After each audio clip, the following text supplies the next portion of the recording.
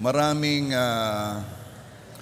pumunta sa sementeryo noong November 1. At pumupunta ang maraming tao upang alalahanin ang mga kamag-anak na namatay. Napag-alaman ko, meron na pala ngayong mga bagong style sa lapida eh. May QR code na. Pagka yung tiningnan, lalabas doon yung istorya noong namatay doon. Makakatitindi, ano? Alam mo in a way, yung November 1 okay din na sa point na kasi napapag-usapan ng kamatayan. Talagang pag November 1 yung talagang topic. Kaya lang, ang pinag-uusapan ay kamatayan ng iba.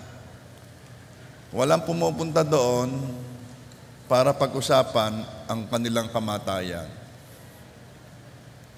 Kahirap naman, pupunta ka na sa sementeryo. Oh, kumusta? Kailan ka? Why do people avoid talking about their death? Because it makes them sad, if not fearful. Dalawa lang yan nalulungkot o natatakot. Pero Bible ang nagutos na maging aware lagi tayo sa kaiklian ng buhay. Dahil kapag ito'y ating inisip, ito'y nagbibigay sa atin ng karunungan. Bakit ba kayo pumapasok? Bakit kayo nag-aaral? Bakit kayo nag-elementary, nag-high school, nag-college, nag-masteral, nag-PhD? Bakit? Isang sasagot para po sa karunungan. Pero ang Bible may sinabi kung gusto mo talagang magkaroon ng karunungan. At ito yung Psalms 90 verse 12. Teach us to realize the brevity of life so that we may grow in wisdom. Yan. So, ang title po ng aking i-share sa inyo ay Realize the Brevity of Life. Alam niyo yung mga taong umaabot ng 100 years old? Bihira lang yun Ang tiya ko ay 105. Si Atenena. Ang lola ni Melody ay 104. Ang tatay ko, 95. Nung pumunta kay Lord. At ito ay napapag-usapan kasi alam nating iilan lang ang nakarating ng ganong age. Alam ba ninyo yung highest average life expectancy according to the United Nations? Meron niyang average life expectancy sa isang nasyon Ang number 1 na mahabang buhay, in-average nila yung population nila, yung mga namamatay, ay Hong Kong. Ang average life expectancy ng Hong Kong ay 85 years, 85.63 years. Average life yan. Ang second ay Japan. Average life expectancy, 84 years, 0.85. Ang third, sino makakahula? South Korea, 84 years, 84.43. Itong number 1, number 2, and number 3, pinag-aaralan ko, ano kaya sikreto nila? Bakit mahaba ang kanilang buhay? Anong pare-pareho sa kanila? Sino may sabing singkit? So mahaba ang buhay namin mga singkit, Ano pa? Alam ko na, mahilig kumain ng noodles tong mga ito. Di ka? Ang pansit mahaba ang buhay, Pero you know what? Pinag-aaralan nila yan Sino nakabalita sa inyo? Ewan ko kung totoo yun na Senior Citizen President M. Madiraso Totoo nga bang bibigyan ng 10,000 pag umabot ng 80 years old? Totoo yon. Ba, kailan mangyayari yon? Hindi pa alam. Yun ang maganda. Totoo pero hindi alam. Kaya yung makaka-80 diyan, meron kang 10,000. Ba't kaya binibigyan ng 10,000 yung nakakabot ng 80? Alam niyo kung bakit? Kasi by average, bihira ang nakakarating nito sa Pilipinas. Sa Philippines, ang average life expectancy ay 69.95 years. Almost 70 years. Yun ang average life expectancy. At ang Pilipinas ay pang 142. Ako'y nagtataka tayo, may mahilig din sa lomi. Huwag kaya ninyong puputulin. Kailangan yata yung mahaba yun eh. At ang gusto nyong malaman ng 200 ay Nigeria. 54 years ang average life expectancy. So tama ang sabi ng Psalms. Sabi ng Psalms 90 verse 10, 70 years are given to us, some even live to 80.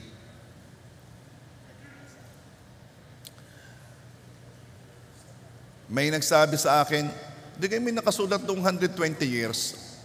Eh nung binasa ko, ay ang context naman pala noon ay kay Noah, 120 years bago dumating ang baha. So talagang ito nakasulat. Now, I attended last Sunday the 80th birthday of my uncle. At bago kami umalis, ay pinag-pray ko siya. Sabi niya ay, ang buhay daw niya ngayon ay bonus na. Kaya kung ating titingnan, pag umabot na ng 40 years old, ang iyong edad, ay nasa gitna na. Sabi nila sa golf, sa 18 holes, merong first 9, Anong tawag doon? Front 9. At yung sunod na 9, back 9. Nasa back 9 na yon. Kita ninyo? Tahimik na kayo. Tatalino na kayo. Ito ang sabi ng Bible na nakakatalino. Psalms 39 verse 4, show me, Lord, my life's end and the number of my days. Let me know how fleeting my life is. O Panginoon, ipakita mo sa akin ang katapusan ng aking buhay, ang bilang ng aking araw. Hayaan mong malaman ko kung gaano kabilis ang buhay. Maganda pala pag ganitong topic, ang tahimik. Parang yung... Kailangang makita natin ang kaiklian ng buhay upang magkaroon ng karunungan. To recognize that every moment ay biyaya ng Diyos. Kanina nung ikaw'y gumising, kailangan ikaw'y pumalakpak na, salamat Panginoon sa malaking biyaya. Every moment ay biyaya ng Diyos. Kaya alam mo, hindi mo talaga sasayangin ang every second, every moment. Parang kantaya tayo, pero hindi mo sasayangin eh. Kapag nalaman mo kung gaano kaikli ang buhay. Alam ka namang papayag kang mainis sa traffic. Ay kakaikli na ng buhay, gugugulin mo pa sa ikay-inis. Alam ka namang ikay maiinis pa din yan sa kasama mo sa bahay. Alam mo kung ba't di ka dapat mainis sa kasama mo sa bahay? Ay kasama mo eh. Ay napakahirap niyan, lagi mo yung kasama. Pag nainis ka pa diyan, binabawasan mo yung iyong araw. To recognize na iisa lang ang buhay, iisa na nga lang, napakaikli pa, para gugulin lang sa walang katuturang pamumuhay. Oh, time to reflect. Ito gang ginagawa ko may katuturan. To recognize the need for God's guidance on how to live a life with meaning and sense of purpose. Napakahirap mabuhay ng buhay na walang meaning. Lagi ko sinasabi, ako'y bata pa, ako'y nag-iisip na bakit ako nandito? Napakahirap namang yung mabuhay na ikaw ay kakain, tutulog, magtatrabaho o mag-aaral, kakain, tutulog, magtatrabaho, mag-aaral, manonood ng Netflix, kakain, tutulog. Anong meaning ng buhay? To recognize the priorities and to prioritize what truly matters in the eyes of God. Ano ba, Panginoon, talagang mahalaga? Kaya sabi ng Ephesians 5:15 to 17, be very careful then how you live, not as unwise, but as wise, making the most of every opportunity because the days are evil. And verse 17, therefore, do not be foolish, but understand what the Lord's will is. Be very careful in how we live. Iisa lang ito, maikli pa. So let's talk about this. Tumatalino kapag nalalaman nating maikli ang buhay. Ano ang gusto ni God na gawin ko sa natitirang panahon sa buhay ko? Maaring sabihin ng isa, ako may bata pa. The moment you were born, you are starting to die. No, ikay pinanganak, binilang na, nagsisimula ka ng mamatay. Pastor, pwede kang bilisan-bilisan mo yung topic mo ngayon. Kaya mag-alala, tatalino kayo. Tatalino kayo. Sa pananaw ng Bible. Ang mundo ay saturated ng iba't ibang, ng different purpose and motives. Saturated ng iba't ibang layunin. Gusto ng estudyanteng makatapos at makapagtrabaho. Gusto ng nagtatrabaho na tumaas ang sweldo, ma-promote. Gusto magnegosyante ng isang nakatapos. Gusto na employer na yung kanyang mga trabahador naman ay hindi nandadaya sa oras. Kaya siya nakabantay. Ang interest naman ni dalaga ay magkaasawa. Ang interest naman ni lalaki ay sagutin. Ang interest ng magulang ay ang kanyang mga anak ay umuwi ng maaga. Saturated tayo ng iba't ibang interest. Ang interest ng politiko ay manalo. Ang interest ng butante ay iba't iba. Saturated ang mundong ito ng iba't ibang interest at layunin. Pero may ibinigay ang Diyos na layunin sa mga sumusunod sa Kanya. And this is the time that we are going to be wise. Knowing the brevity of life, ano ba ang layunin na mahalaga, ano ba ang priority that matters. Ano ang layunin ng Diyos sa mga sumusunod sa Kanya? Are you ready? Mga matatalino, listen. Number 1, gusto ng Diyos na ang buhay natin ay uminog sa Kanya.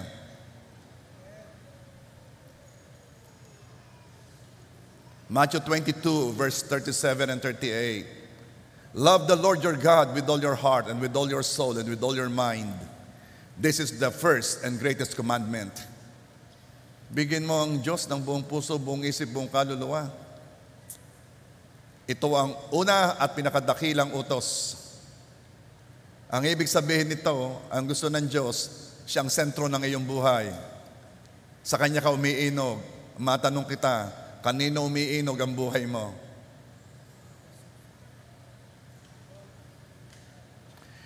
Inutusan tayo ng Diyos na isentro ang ating buhay sa Kanya, na lahat natin gagawin ay gagawin natin dahil mahal natin siya, at lahat natin gagawin, ginagawa natin para sa Kanyang kaluwalhatian, for His glory.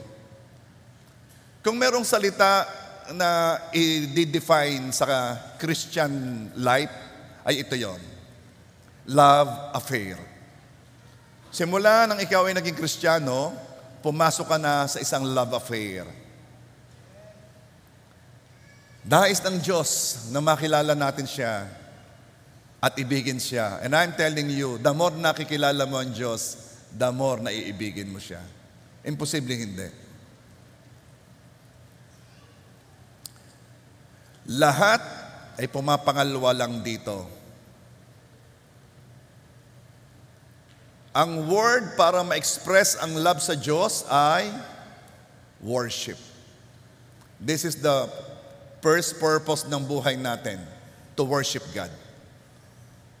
Napakataas na purpose. Purpose that will remain for eternity. Nasa langit ka na, sumasamba ka pa rin. And actually, all of us were designed by God for that purpose. Lahat tayo. Kaya, ang tao kapag hindi niya nakilala ang tunay na Diyos, ang tunay na lumikha, sasambahin niya ang nilikha. Sasambahin niya. At kahit paanong sabihin nila, definition na ang ginagawa daw nila hindi pagsamba, you know na pagsamba yon. You know na yung binibigay niyang devotion ay pagsamba. At ito'y nangyayari kapag hindi nakilala ang Diyos. Salamat may Bible na nagsasabi sa atin kung sino ang Diyos at paano siya sambahin.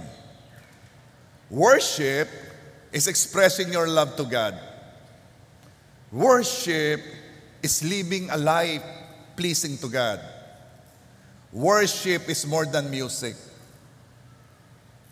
Sabi parinin na ikaw at worship na. Akala nilang worship kapag nakanta lang. At ang tawag nila pagkatapos daw ng worship, yan, word na. No. Everything you do, as long as you do it for the glory of God, is worship. Lahat na ginagawa mo na nagbibigay ng pleasure sa Diyos ay worship. You can dance and it is worship. You can cook and it is worship. Yeah. Ang buong buhay natin ay kailangang maging life of worship. Kaya may awit na nagsasabing, let my life song sing to you. Kaya again, tatanungin ko kayo, ito'y pampatalino talaga ha. Mahirap mabuhay ng walang purpose o mali ang purpose. Saan o kanino umiinog ang buhay mo?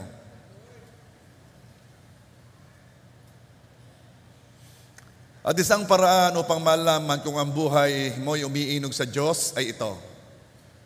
Kung may kapayapaan ka. Kasi ang tao na ang kanyang buhay ay hindi umiinog sa Diyos ay laging magiging anxious, laging mababalisa. Bakit? Kasi anumang hindi Diyos, katulad ng pastor, umiinog ang buhay mo sa tao, umiinog ang buhay mo sa asawa mo, umiinog ang buhay mo sa anak mo, umiinog ang buhay mo sa negosyo mo, umiinog ang buhay mo sa iyong trabaho, umiinog ang buhay mo sa artista, o umiinog ang buhay mo sa sarili mo. Ikaw ang nakaupo sa trono ng iyong puso. Ano mang hindi Diyos na naging sentro ng buhay mo ay pwedeng mabago, pwedeng mawala, at pwedeng dumating ang time na walang magagawa sa iyong sitwasyon. Dahil Diyos lang ang hindi nagbabago, Diyos lang ang hindi nawawala, at Diyos ang pinakamakapangyarihan sa lahat. Sa Kanya dapat uminog ang ating buhay. Are you there? Napakaganda kapag pinalitan na ni God ang anumang alalahanin sa sentro ng iyong buhay. Kaya pala sabi ng Philippians 4 verse 6 and 7, do not be anxious about anything, but in every situation, by prayer and petition, with thanksgiving, present your request to God. And verse 7, and the peace of God, which transcends all understanding, will guard your hearts and your minds in Christ Jesus. Kaya ikaw ay anxious. Alam mo pala, pinag-aralan ang mental health issue sa Pilipinas at ang malimit ay sa mga kabataan. At ang sabi nila, simula daw ito ng naging active ang social media, nagka-problema sa mental health. Dalawa daw ang lagi, depression and anxiety. Anything na nilagay mo sa puso mo na hindi ang Diyos, ay laging may tendency pumunta sa depression, lungkot, anxiety, takot. Kaya ang problema ng mental health ay ito, hindi ang Diyos ang sentro ng kanilang buhay.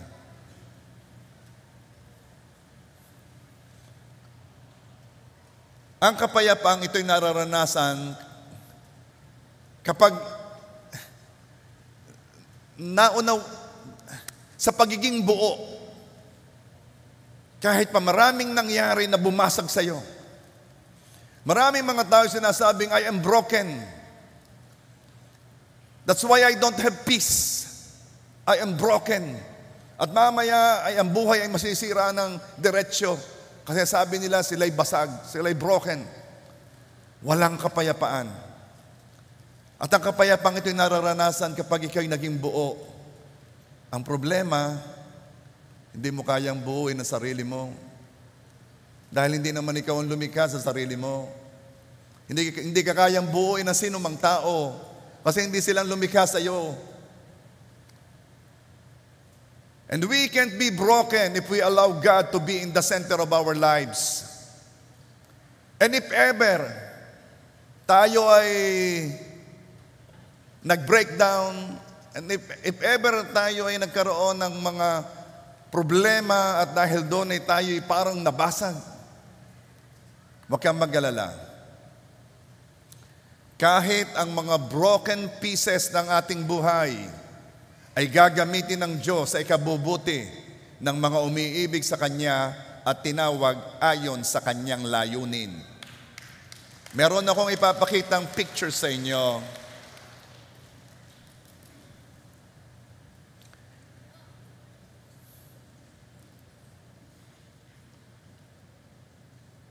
Kintsugi. This is the Japanese art of repairing broken pottery. Kapag nabasag ang vase, show another picture please. Kapag nabasag ang vase, ang palyok, ang pinggan, ang bowl, sa halip na itapo ng mga Hapon, pinupulot ang bawat piraso at pinagduduktong muli. Then, ang bawat linya ng basag ay nilalagyan nila ng powdered na ginto, pilak o platinum. Hindi itatago ang damage. Hindi itatago ang pagiging broken. Sa halip yun pa ang i-highlight. At parang sinasabi, yung pagkabasag ang nagpaganda sa kanya.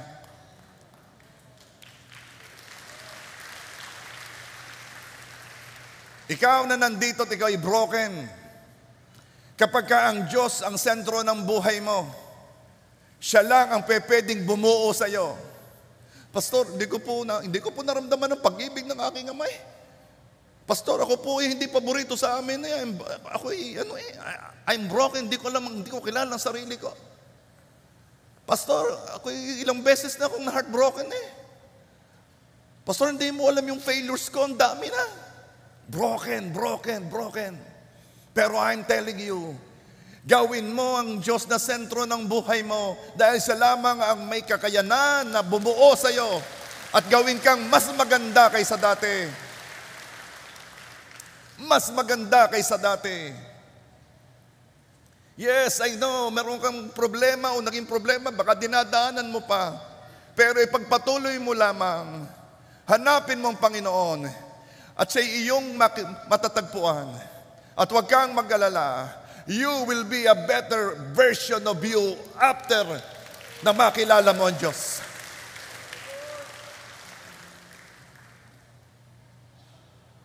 This world, ay nako, aywan ko kung paano nakakapamuhay ang tao sa mundong ito ng walang Diyos.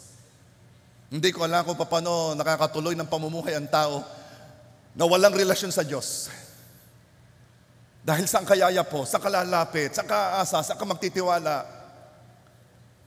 Sa katabi mo? Sa kapareho mong nilikha lamang? Sa pangako niya? Kapatid, iisa lang ang pwede mong sandalan. Iisa lang ang pwede mong pagkatiwalaan. Iisa lang ang hindi ka bibiguin. Walang iba kundi ang Panginoon Diyos. Hindi ko naman sinasabi yan para hindi mo pagkatiwalaan ng tao. No. Sinasabi ko lamang yan para ilagay mo ang iyong buong pagtitiwala sa kung saan dapat ilagay ito. Walang iba kundi sa ating Panginoon Diyos. Amen? And Romans 8:28 says, and we know that God causes everything to work together for the good of those who love God and who are called according to His purpose. Kung gustong tumalino ang unang purpose ni Lord, uminog ka sa Kanya. Gawin mo siyang sentro ng buhay mo. Ha? Paano po yun? Ay, madali yan. Start the day na ikaw nagpe-pray. End the day na ikaw nagpe-pray. Habang ikaw ay nabubuhay dito, always be conscious na ang Diyos ay nandyan. Umattend ka ng church. Makinig ka ng salita. Pero mamaya yan. Yung iba kasi hindi alam kung paano maging sentro ang Diyos eh. Simple lang yan. Meron ka bang crush? Alam mo bang pinaggagawa mo dahil meron kang crush? Di ba nag-text lamang sa iyo ng thumbs up eh, tinititigan mo na? Thumbs up lang yun. Di ba laging gustong doon dalhin ang topic? Di ba pag narinig mo yung pangalan niya, biglang tumitigil ang pag-inog ng mundo at pinapakinggan mo kung anong pinag-uusapan? Di ba tanda mo yung suot niya nung Wednesday? Di ba red? Nakaranas ka ng mas siguro magka-crush, may love. At doon umiinog ang buhay mo. Now may idea ka kung paano ibig sabihin ng umiinog ang buhay sa Diyos. Siya ang laman ng iyong isip. Siya ang laman ng iyong puso. So, tumatalino na ba? Okay. Sa maikling buhay na ito, ano ang gusto ng Diyos na gawin natin? Saan natin ito gugugulin? Number 2. Gusto ng Diyos na mahalin natin ang kanyang pamilya. Hebrews 10:25. Huwag nating pababayaan ang mga pagtitipon natin gaya ng nakaugalian na ng ilaan. Sa halip, palakasin natin ang loob ng bawat isa. May natutuwa parang I think, last Sunday yata yun. May dalawa na nagsabi sa aking pastor, tinamaan ako sa angga doon sa isang nawawala at hindi wanang siyam na putsyam. Nang sabi mo doon sa isang nawawala, alam mo palang nawawala, hindi kayo magkusa nang bumalik. Ay sabi, ako po yun. Abay, dalawa yung nagsabi. So, hindi po pala isang nawawala, dalawang nawawala. At tuwa-tuwa, nagsasabing, Pastor, nandito na uli ako. Kayo naman, alam mo naman ang address nito, alam mo naman kung paano pumunta dito. So, wag nating pababayaan ang pagtitipon. Ha? Sabi dito'y gaya ng nakaugalian na ng ilan. Huwag mong gagawing habit yung pag-absent, ha? Second purpose ay fellowship. Kung paano nagdudulot ng galak sa Diyos ang pagsamba dahil nais na niyang mahalin natin siya, ganon din na nagbibigay ng pleasure kay God ang pakikipag-fellowship natin sa kapwa mananampalataya. Why? Because we were formed for God's family. Alam mo dito sa church, dito na-exercise ang family, ang sense ng family. Dahil dito, mamimit mo ang iba't ibang uri ng tao. Iba't iba. May hatching ng hatching.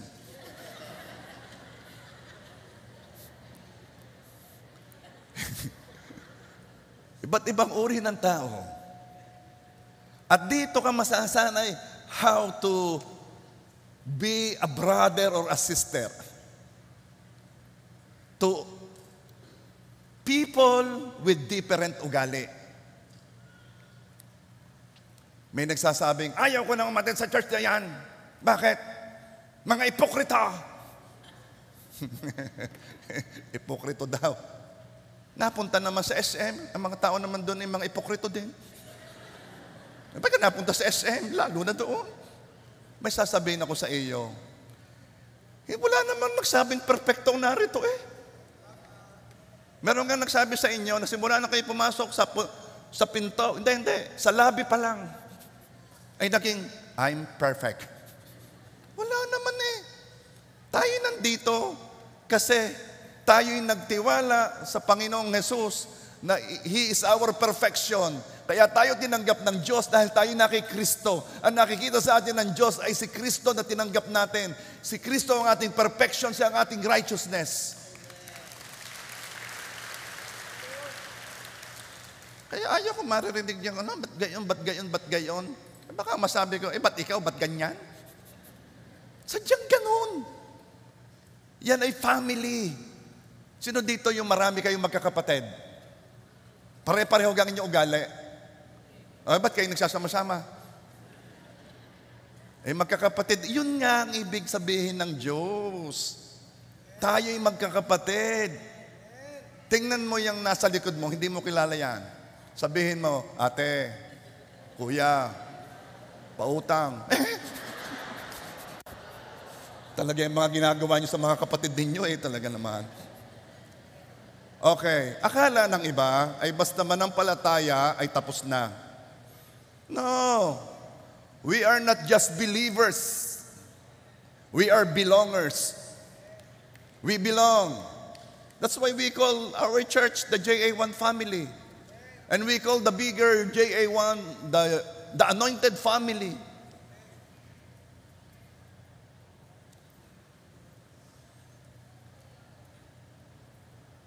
Praise God sa ating mga family. Okay? Yan biyaya ng Diyos eh. May kaiba agad banding ang mga magkakapatid eh. Katulad nung ang Ate LB nagpunta sa Amerika, dalawa lang linggo doon pagdating, ramdam na ramdam namin, sabik na sabik kaming mga kabanding Shuttles. Ang Ate M, miss na miss ang kapatid niya Yan marami pang kapatid na iba. Ay, ibig ko sabihin, there is that special connection na binigay ng Diyos. Praise God sa pamilya. Sandali, kayo ba'y ganun din? Baka naman pag nakikita mo ng kapatid mo, yan na naman. Abay, dapat na ba'y masaya at nakita ang kapatid? Ala, pastor, hindi mo alam ang ugali ng kapatid ko. Kaya nga, ikay Kristiyano. Ikaw ay puno ng pag-ibig, diga. Paano sasama yan sa iyo pag ikaw gayaan? Okay, pagpatuloy ko. Praise God sa pamilya. Pero sad to say, listen to this. Makakasama mo lang sila sa walang hanggan kung sila ay tumanggap din kay Jesus. Kaya pinagpe-pray natin ang ating mga mahal sa buhay. Dahil the Bible says, ang papasok lamang sa kaharian ng Diyos ay lahat na tatawag sa Panginoong Yesus. Lahat na tatanggap sa Panginoong Yesus bilang kanilang Diyos, Panginoon tagapagligtas ng tunay sa kanilang puso.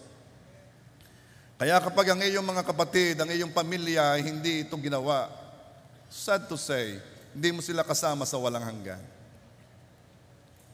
Ang makakasama mo sa walang hanggan ay ang mga kapatid mo sa pananampalataya. Yang katabi mo, sa ayaw mo mat sa hindi, yan ang kasama mo. Praise God. Of course, gusto mo, di ba? Parang hindi kayo masaya. At nais ng Diyos na dito pa lang, wala pa sa langit, mahalin mo na ang kanyang pamilya. Nais ng Diyos that we care sa kanyang mga anak. There is this person May isang lalaki na may isang tatay na iba ang turing niya sa pamangkin niya. Napakabait niya sa pamangkin niya. At noong tinanong ang reason, ay itong reason. Kasi noong bata ang kanyang anak, ang bait ng pamangkin niya sa kanyang anak. Did you get me? Baka kasi nahirapan kayo sa pag-unawa eh. Ang tindi ng dating doon sa ama, sa ginawa noong pamangkin niya sa kanyang anak. Na hanggang ngayon, gustong-gustong pagpalain, gustong-gustong i-bless ang pamangkin niya dahil sa ginawa sa kanyang anak. You don't even know the feeling of Father God sa mga ginagawa mo sa kanyang mga anak. Kaya mahalin mo ang anak ng Diyos. Mahalin mo sila at natutuwa ang iyong Ama sa langit. Amen?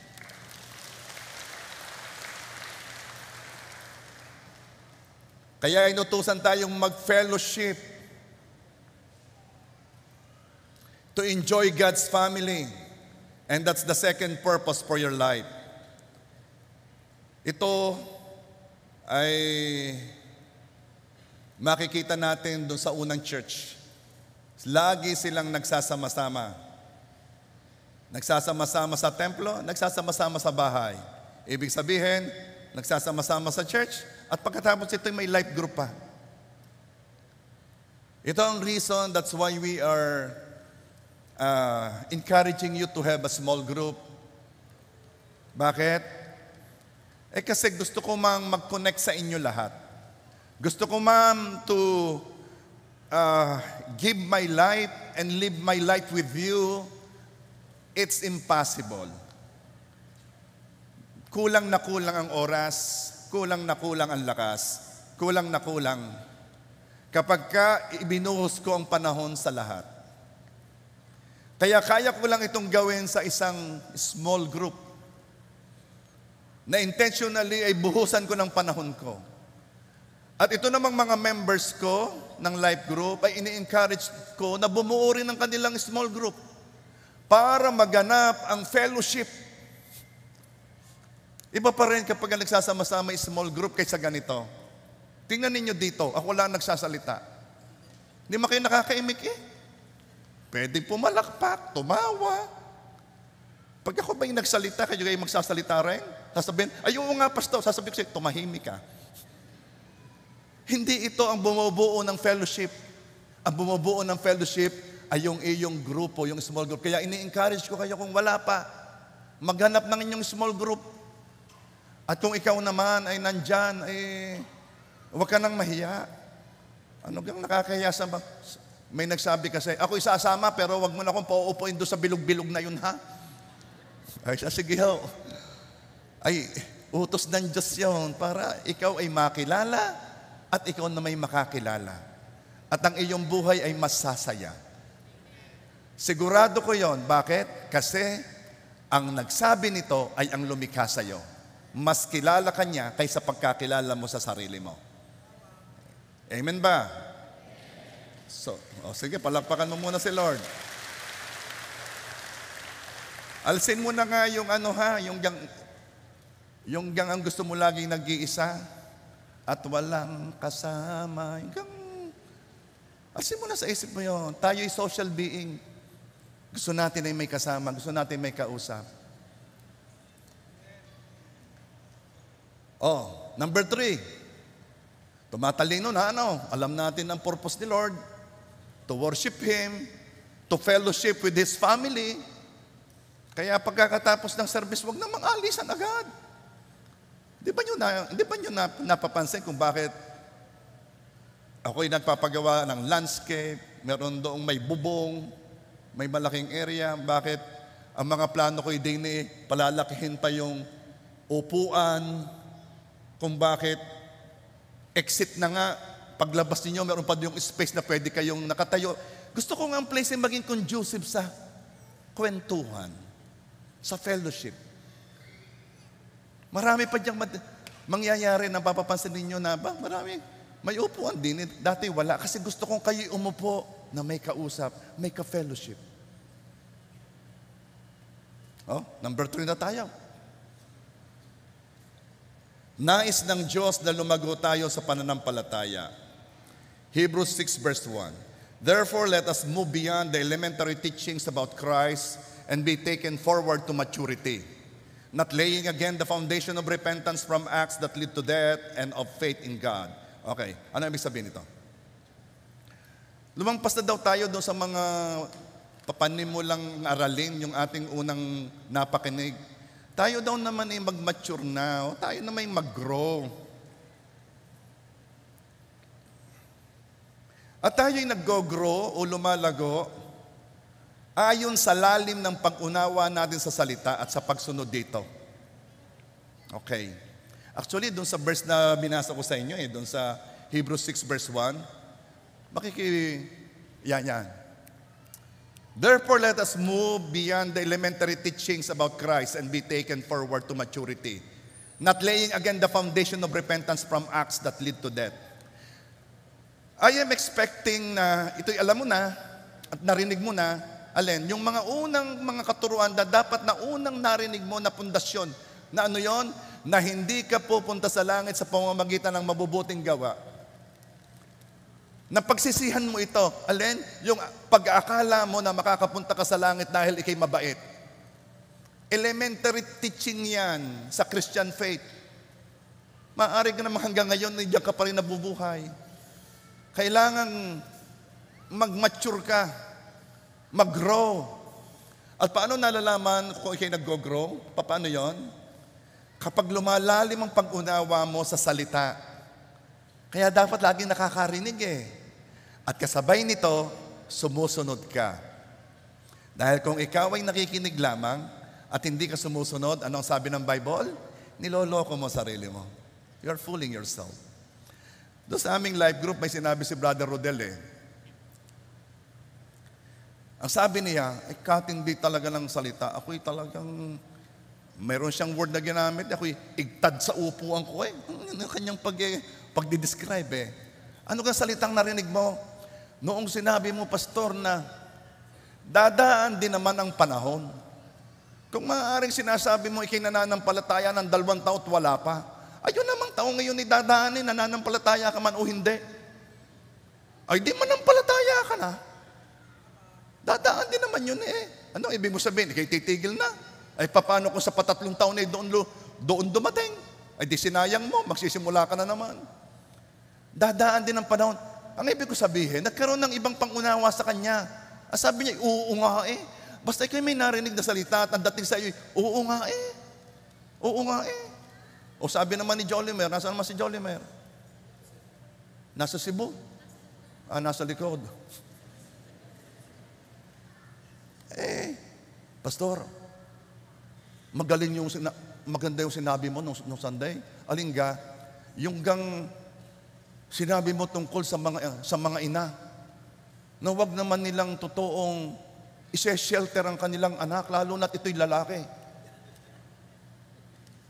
Sabi ko, teka, ako'y wala diyan na, ako'y ilayo mo sa usaping iyan, ha? Ayaw kong sumama diyan sa usaping. Ano ibig ko sabihin? May mga salita na nagiging, oo nga Basta dumating na yung punto sa iyong, oo nga ay siya.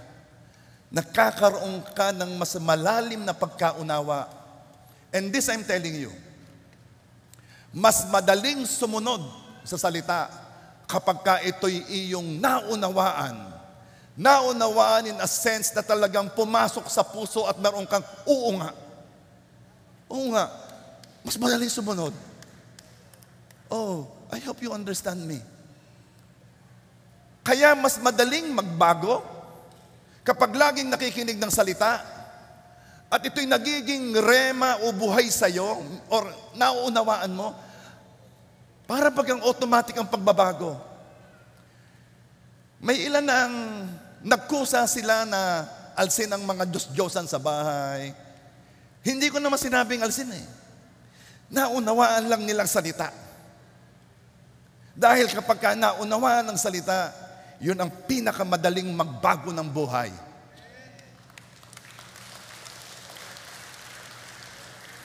Ilan na dito ang hindi na nagagalit sa traffic? Sa pulis na lang, ano na lang.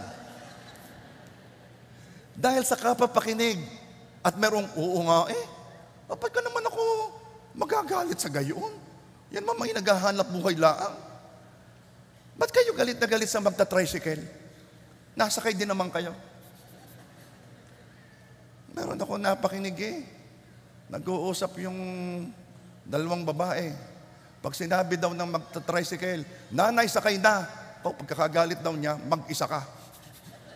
Ay siya hindi na, tita, sakay. Yan. Ayaw palang tatawagin nanay. Mga makikisabi sa lahat na kakilala mo, huwag gagamit ng salitang nanay. Kahit 80 anyos na, tita pa rin, ha? Tita.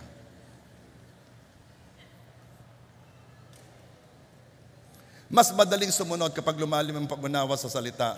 Something happens inside kapag kumain ng espiritu mo. May nangyayari kapag ang espiritu mo'y kumakain ng masustansyang pagkain ng salita ng Diyos. Wala nang nagsasabi sa iyong gawin ito, pero ang iyong espiritu mismo nagtutulak sa iyong gawin yung tama. Kaya pala sabi ng Bible, we don't live by bread alone, but by every word that comes from the mouth of God. Talagang dito ka mabubuhay sa salita ng Diyos. That's why I am asking you, huwag kang a-absent.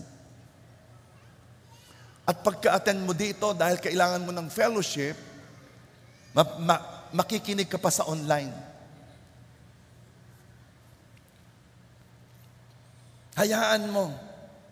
Ilan na ang nagme-message sa akin na paulit-ulit daw nila At talaga daw, ang dami pa rin nilang nakukuha kahit paulit-ulit nilang naririnig.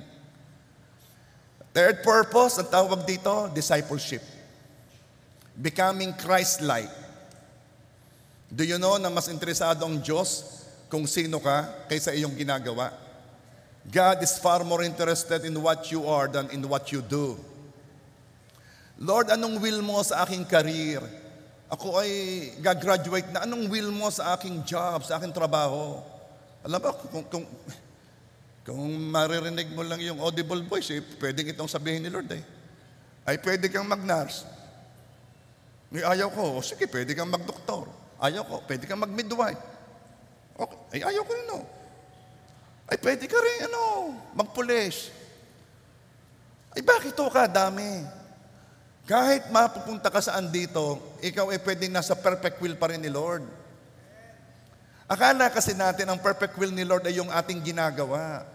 Ang perfect will ni Lord ay kung ano ka, kung sino ka. Anong ibig ko sabihin? Pwedeng magkaroon ka ng 100 career, 100 negosyo, at sasabihin ni Lord, nasa perfect will ka. Dahil mas interesado si Lord sa ating ugali kaysa ating ginagawa. Hindi natin dadalhin ang ating trabaho, ang ating career, ang ating negosyo sa langit. No. Ang dala natin doon ay ang ating ugali, kung gaano tayo kamukha ng Panginoong Hesus. At dito ang training ground. Dito tayo nakakamukha ng Panginoong Hesus. Madaling maging mabait kapag ka walang nangungulit. Madaling maging mapagbigay kung ikaw ay meron. Madaling maging, give me a good character. Madaling maging payapa kapag walang problema. Dito, nasasanay at nabubuo ang Christ-like faith dito. At yan ang patatlong purpose ni Lord, discipleship.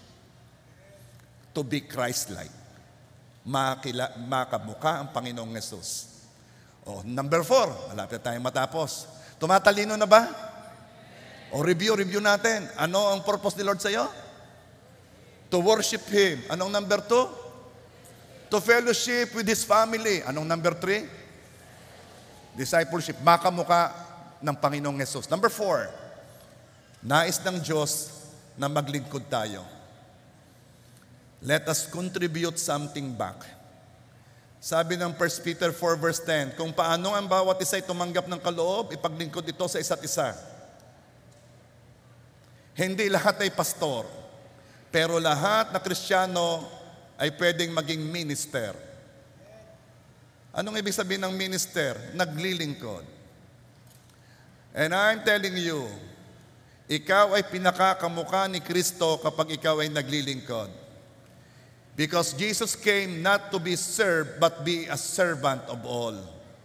Kapag ikay naglilingkod, nagseserve, doon ka pinakakamukha ni Jesus. So, ang fourth purpose ay ministry o paglilingkod. Psalms 116 verse 12 says, ano ang aking isusukli sa Panginoon sa lahat niyang kabutihan sa akin? This is one of the reasons kung bakit laging sinasabi ni Lord to count your blessing. This is one of the reasons kung bakit sinasabi ni Lord, alalahanin mo naman ang mga blessing mo at magpasalamat ka. Bakit? Kapag na-aware ka na you are blessed, maglilingkod ka. Bakit? Gusto mong magbalik eh. Ano ang aking isusukli sa Panginoon sa lahat ng kabutihan sa akin? At ito ang sagot, alagaan mo ang iba. Huwag kang laging magpaalaga. Mag-alaga ka. Lalo na ikaw na may nag-alaga sa iyo, suklian mo ang Panginoon. So, ano bang ministry? Ministry is anytime you use the abilities God has given you to help someone else. Kaya yung ating security, ako'y blessed na blessed sa mga yan eh. Yang nagpapapark ng inyong sasakyan, babaitan ninyo ha, dahil kung hindi yung mga yan aayusin, ay hindi kayo kakasya. Ikaw ay binigyan ng Diyos ng gifts and abilities upang makapaglingkod. And please, huwag mo laging naisin ng stage. Makakapaglingkod ka nang wala ka sa stage. Makakapaglingkod ka nang hindi ka nakikita. Actually, sa totoo lang, mas mataas ang reward mo sa langit kasi hindi makukuha o hindi mo mai-share ang glory. Ito ang problema ng mga nasa stage eh. Merong sila, lalo na't nagsisimula pa lamang, napakatindi ng temptation na kunin nilang glory. Pag sumayaw, talaga namang pakyut ng pakyut pa yan. Kakanta, hindi mo malaman kung nagwo-worship o nagpe-perform. Pag may nakitang may camera, nag-iibang ngiti. Huwag itong naisin nyo. Mas masarap maglingkod na hindi ka nakikita, hindi ka nahalata. At napakadaming ministry available na ganon. Sa halip ng hawakan mo yung mic, hawakan mo yung silya, pagpatong-patungin mo. May tono rin yan. Do, re, mi, fa. Hinihila na yun. Pa.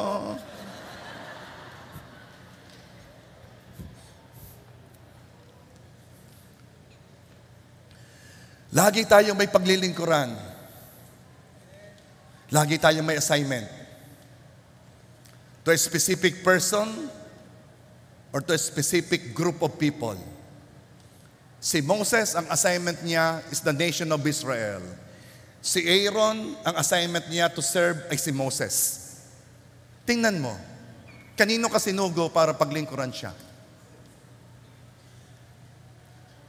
Pastor, paano ko malalaman? Eto ang sagot. Just start serving at malalaman mo na lang kung sino o ano ang assignment mo. Just start serving. Alam mo kayang ministry ng coffee? May grupo yan. Alam niyo ang pangalan nila? Anointed Brewers. Di niyo alam ano? Mayroon na silang ministry. May grupo yan. Alam lang ninyo eh, hindi, matindi ang preparation niyang mga yan sa kape. Ipinagpe-pray na yan ang bawat butil. Sino leader? Si Anthony, nasaan ka Anthony? O kita ninyo, nagtitimpla na ng, ayun pala, kala ko nagtitimpla ka na ng kape. Bumuo siya ng grupo. At yung ginagawa nila unto the Lord. Di pa kayo basta, sige, palakpakan natin si Lord. Nakita ba ninyo sila sa stage? Hindi. Sila'y nasa ilalim ng stage. Papasok doon, lalabas doon. What am I telling you? Everyone is called to serve. Yun ang purpose natin. Magsimula ka lang kahit saan. Mamaya makikita mo, oh, I am glorifying God in what I do. Are you there? At ang paglilingkod ay hindi lamang sa church, ha? Marami yan. Pwede mong buuin yung mga bata sa inyong takbo na ng takbo kung saan-saan. Parito kayo. At parine, bibigyan ko kayo ng biskwit. Pero bago kayo kumain ng biskwit, sabay-sabay tayong kakanta. Ikaw ay masaya, ako. Ipakilala mo si Lord sa kanila and you are serving God. Are you there? There's so many ways to serve God. Just start and God will tell you how. Number 5, at dito na matatapos. Nais ng Diyos na ipakilala natin si Jesus at ang pag-ibig niya sa iba. Ang fifth purpose ay pag-evangelize. Basahin ko sa inyong verse, 2 Corinthians 5:18 and 20. Tayo pinagkasundo niya sa kanyang sarili sa pamamagitan ni Kristo. Tayo ay pinagkasundo ng Diyos sa Kanya sa pamamagitan ni Kristo. Si Kristo ang tagapamagitan, ang intercessor, ang mediator. Si Kristo lang, wala nang iba. At ibinigay niya sa amin ang ministeryo ng pakikipagkasundo. Ibinigay doon sa mga disciple ang ministry ng reconciliation, pakikipagkasundo. Ito ang ating trabaho. Ano yon? Sabihin sa lahat na ang Diyos ay hindi galit. Sabihin sa lahat na ang Diyos, na kapag may nangyayari sa hindi ka pinarurusahan ng Diyos. Kaya mga tao ayaw lumapit sa Diyos ibang pagkakilala. Bata pa'y sinabihan na, magagalit si Jesus, bad ka. Kaya tuwing makakagawa ng kasalanan, ang tendency lumayo sa Diyos. No. Ang sabihin mo, pinagkasundo na ni Kristo ang tao sa Diyos. Meron ng paraan para pumunta sa langit. Si Jesus ang paraan, ang daan patungo sa langit.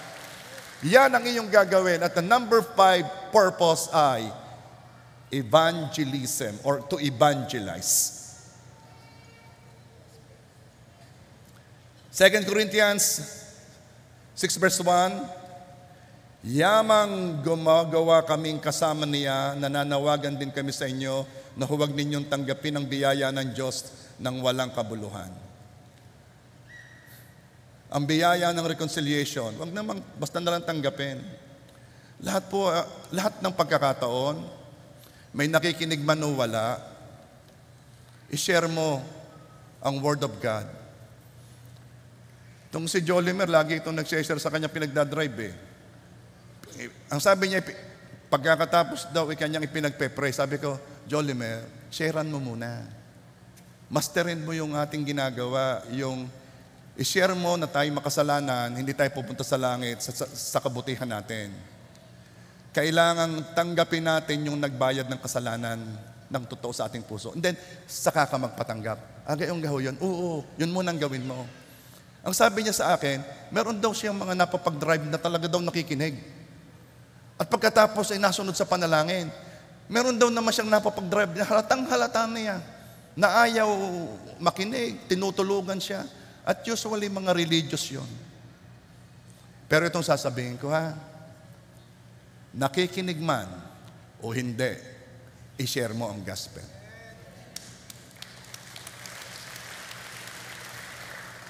Ako ay nakapag-share sa mga taong tahimik na tahimik, listening intently, at nakapag-share din naman ako sa lugar ng iingay. Pero tinutuloy ko pa rin dahil sa akin, kahit may isa man lamang makarinig, ayos na. May isa man lang ay ayos na. Pero hindi yun ang target ko Ang target ko yung marami makapakinig. Pero yun ang aking thinking. Hindi ko sinasayang ang biyayang tinanggap natin. At ito ang number 5 purpose ni Lord sa ating buhay.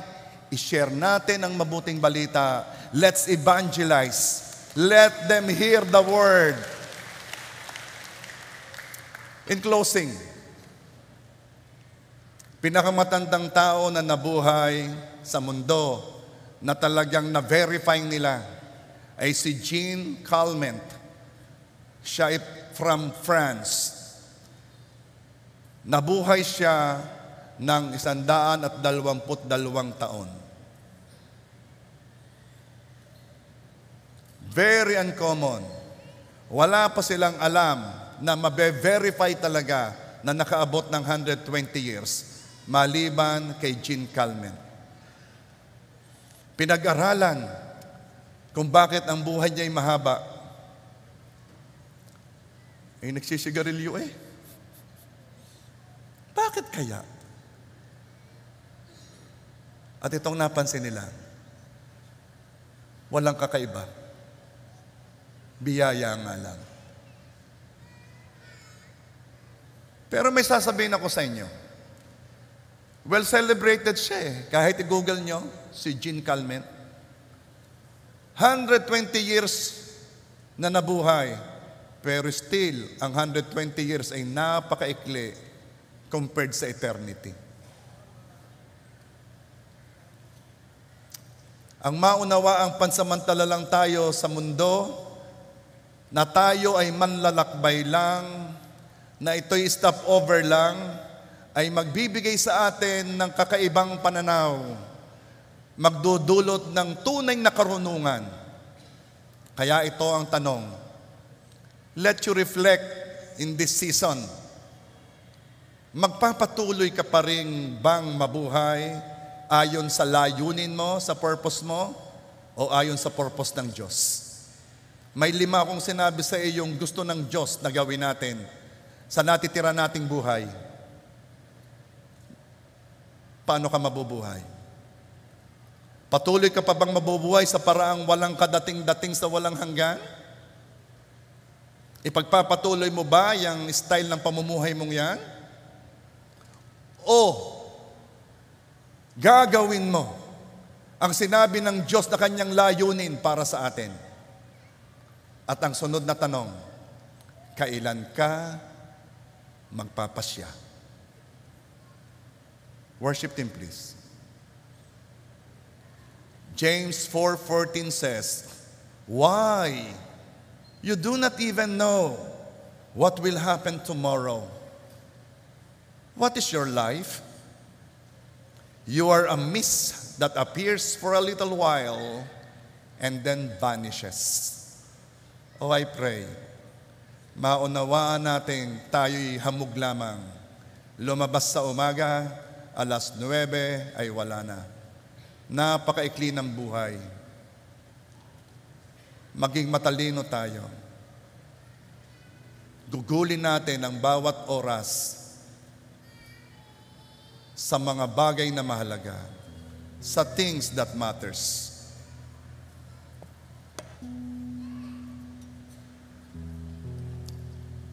Kung meron ako mga preaching na sinabi nung una, actually itong preaching na ito ay talagang, I like this. Ano ka naman mangyayari kapag pinatawa ko lang kayo ng pinatawa, na-excite kayo sa magandang future, which is true naman. Pero this message will give you wisdom kung ipapasok mo to sa iyong puso. Church, gugulin ang buhay sa Panginoon. Gawin mo siyang sentro ng buhay mo. Mahalin mo ang mga anak ng Diyos. Give an extra effort to know them.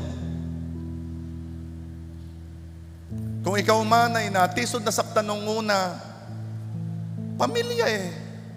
Hindi naman perfecto yan eh. Pero, I'm telling you, tandang-tanda ng kanyang ama ang ginawa mo sa kanyang anak. And then, huwag ka namang maging masaya na mananatili lang sa ganan. Hayaan mong ikay makamukha ng Panginoong Yesus. At dito yon nabubuo. At huwag mong kakalimutan, ikaw ay maglilingkod. At targetin mo yung maglilingkod na siya lang ang nakakakita. And do what God said. Let people know that I love them. Let people know that they have a way to me, and that is only through Christ Jesus. Walang ibang mag-share kundi kayo. Pag kayo ang nagpatanggap, meron kayong dalang kakaiba, yun ay kaligtasan nila. Hindi pwedeng magpatanggap ang hindi ligtas. Ikaw lamang ang pwedeng gumawa noon. Ikaw ang may dala ng mabuting balita. Ikaw ang may dala ng Espiritu. Kaya church, decide now. Live a meaningful life. Live a life full of purpose. Galing sa Diyos. Buhay na mahalaga, buhay na kasaya-saya. And God is pleased kapag ang anak niya ay sumusunod sa Kanya. Come on, let's all stand up, please. Let's worship our King. And let's do our purpose. Mahal kita, o aking Panginoon.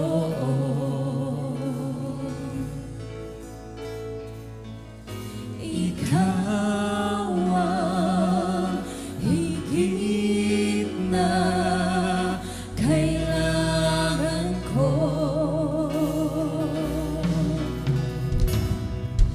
Mahal kita, o aking Panginoon.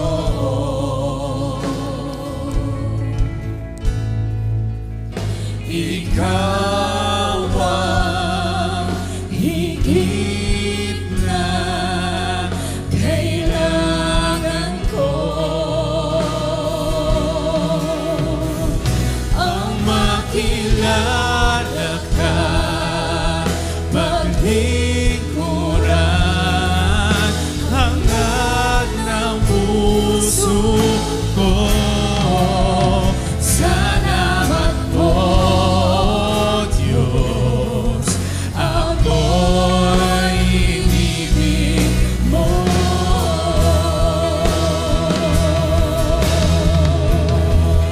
Ang makilala ka, paglingkuran,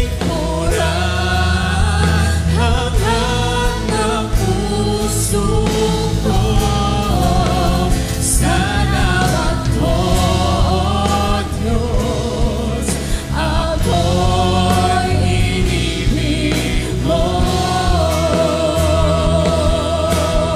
Makilala ka, ang makilala ka, palingkuran, hangad ng puso ko. Salamat po, Diyos, ako'y inibig mo.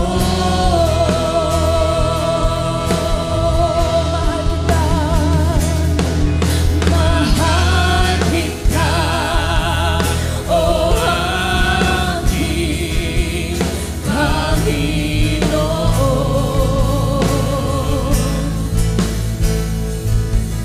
Ikaw ang higit na kailangan ko.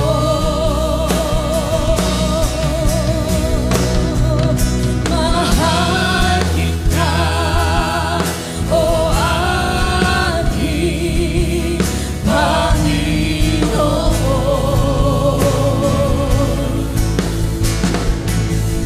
Ikaw ang higit na kailangan ko. Ang makilala ka, paglingkuran, hangad ng puso ko. Salamat po, Diyos, ako'y inibig mo. Let the people of God sing, ang makilala ka. ang makilala.